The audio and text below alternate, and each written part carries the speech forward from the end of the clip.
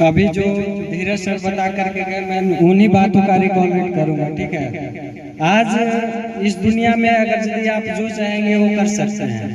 कहने का मतलब है कि मान लीजिए कि इंसान को अगर पता नहीं है कि हमको जाना कहाँ है तो क्या कभी लाइफ में पहुंच सकता है? कभी नहीं पहुंच सकता है।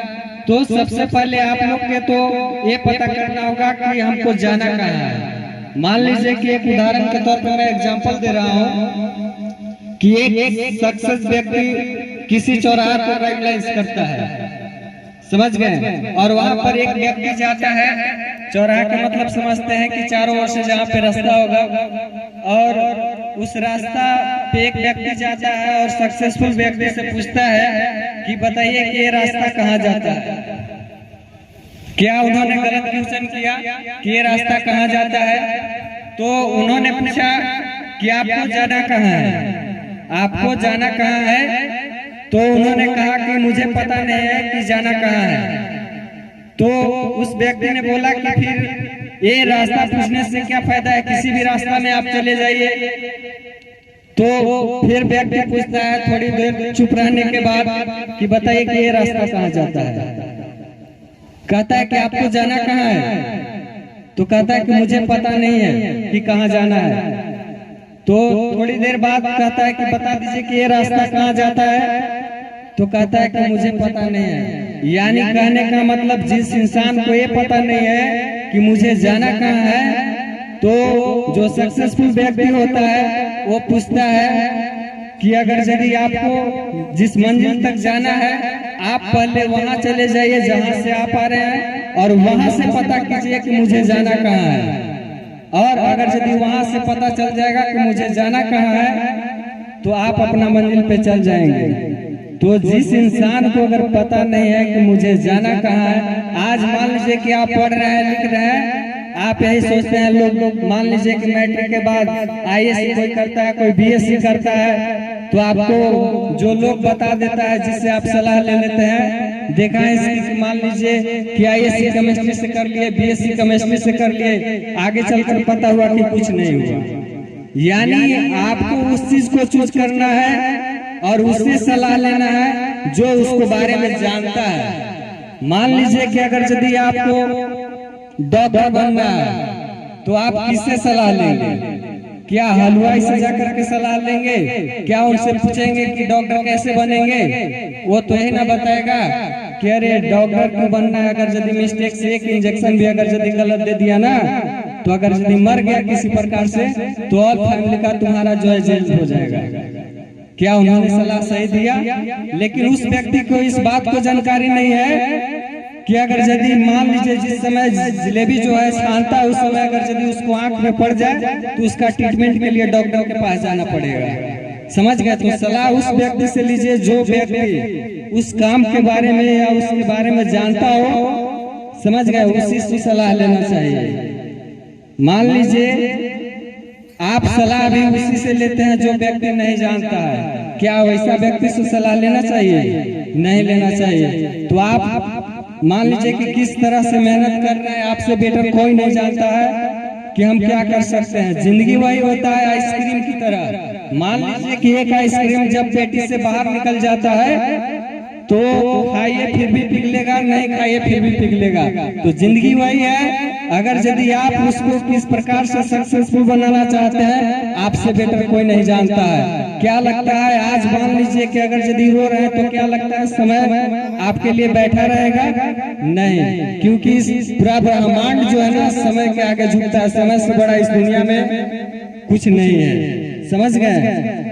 समय से बड़ा इस दुनिया में कोई नहीं है। तो इसलिए आपका जिंदगी आप किस प्रकार से व्यक्तित्व करना चाहते हैं आपसे बेटर कोई नहीं जानता है, क्योंकि वही आइसक्रीम की तरह आपका भी जो जिंदगी होगा खत्म हो जाएगा। दिन रात मेहनत करो। दुनिया क्या कहता है, समाज में क्या हो रहा है, इस पर ध्यान नहीं दो। तुम्हें क्या करना है इस पर सोचो, क्योंकि जीवन तुम्हारा है, न तुम्हारे पिताजी का है, न तुम्हारे माताजी का है, न तुम्हारे भाई जी का है। जो तुम कर्म करोगे उसका परिणाम तुम्हें खुद मिलेगा।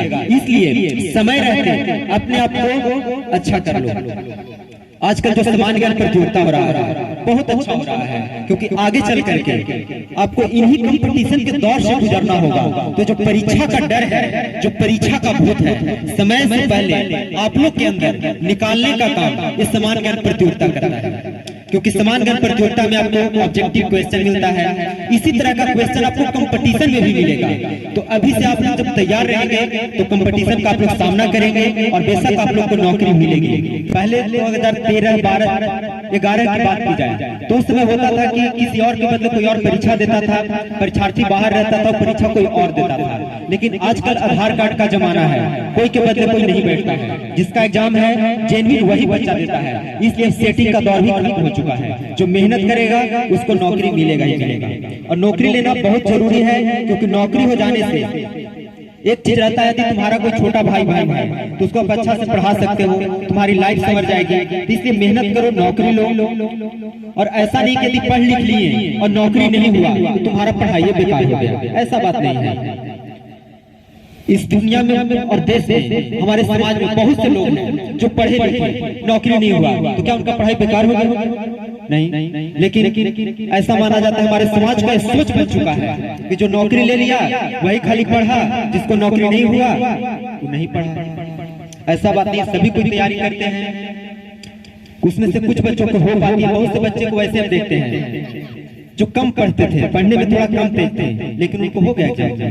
होता क्या है कि वहाँ पे ऑब्जेक्टिव क्वेश्चन रहता है, कुछ लोग तुक्का लगा के भी ABCD रंग देता है, वो सबको हो जाता है, और पढ़ने वाला बच्चा को नहीं हो पाता है। तो ऐसा बात नहीं कि एक एग्जाम में छटेंगे, 2 बार में छटेंगे, तीसरा में छटेंगे, आज नहीं तो कल नौकरी तो होगा ही। लेकिन यदि आप हौसला को हार जाएंगे, एक एग्जाम दिए, नौकरी नहीं हुआ, हाथ पैर बंद करके घर पर बैठ गए कि चलो मेरे बस का बात नहीं, नौकरी तो हमको हुआ ही नहीं। तो बाबू ऐसा मत करना कभी भी। लाइफ में असफलता आएगी, असफलता से हमें डरना नहीं चाहिए। चुनौती आएगी, चुनौती से भी डरिए नहीं, चुनौती का, असफलता का डटकर सामना कीजिए। और तब तक अपने आप को रोकिए मत जब तक कि आपको मंजिल न मिल जाए। आप लोग एक आदमी का नाम सुने होंगे, वो गया जिला के थे, दशरथ मांझी। कोई नाम सुने हैं? दशरथ मांझी। वो क्या बोलते थे? जब तक काटेंगे नहीं तब तक छोड़ेंगे नहीं। यही जीवन में सिद्धांत अपनाइए। जब तक सफल होंगे नहीं तब तक बैठेंगे नहीं, जब तक सफल होंगे नहीं तब तक बैठेंगे नहीं। इस सिद्धांत को यदि आप अपना लेंगे तो नौकरी तो होगा ही। और कोई जरूरी नहीं कि जीवन में शांति से रहने के लिए, खुश रहने के लिए सरकारी नौकरी चाहिए। एक आप लोग MBA चाय वाला का नाम सुने होंगे, जो MBA किया हुआ लड़का है, चाय बेचता है। क्या कम पैसा कमाता है? क्या उसको कम लोग जानते हैं? नहीं। फिर एक बिहार पटना की है रहने वाली ग्रेजुएट चाय वाली एक लड़की है, जो ग्रेजुएट की है, BA और BA करके पटना में चाय बेचती है। तो क्या वो पैसा नहीं कमा रही है? हम लोग जान रहे हैं, पूरा सोशल मीडिया पर वायरल हो रही है। तो बहुत से लोग हैं जो कि सरकारी नौकरी न भी होता है फिर भी अच्छा खासा पैसा कमा लेते हैं। तो यदि आपके पास बुद्धि रहेगा, आपके पास मेहनत करने का क्षमता रहेगा, तो आप कहीं भी 2 पैसा कमा सकते हैं और अपने परिवार को खुश रख सकते हैं। ज्यादा पैसा भी जो होता है ना, जो देहाती में कहा जाता है जीव का जंजाल होता है। ज्यादा पैसा भी जीवन में नहीं कमाना चाहिए, नहीं तो हानिकारक ही करता है। कहा जाता है अति सर्वत्र वर्जते, इंग्लिश में कहा जाता है excess of everything is bad, और संस्कृत में बोलता है अति दर पे हता लगता। मतलब एक चीज, अति का अंत बुरा होता है। इसलिए अति पर ध्यान न दीजिए, और जीवन में उतना ही पैसा चाहिए जितना खुश रहने के लिए चाहिए। जीवन में खुश रहने के लिए क्या चाहिए? रोटी, कपड़ा और मकान, बस इतना पर फोकस कीजिए और अच्छा कर्म कीजिए। अच्छा परिणाम ईश्वर आपको जरूर देगा। धन्यवाद। मैं दिन भर सोच में डूबूं, मैं रात में जागूं न सोऊं, तू ही मेरे सपनों में ओ सजना। मैंने पायल है चमकाई, अब तो आजा तू हर जाई। मैंने पायल है चमकाई, अब तो आजा तू हर जाई। मेरी सांसों में तू है बसा ओ सजना, जाना अब तरसा ओ सजना, आ जाना अब तरसा।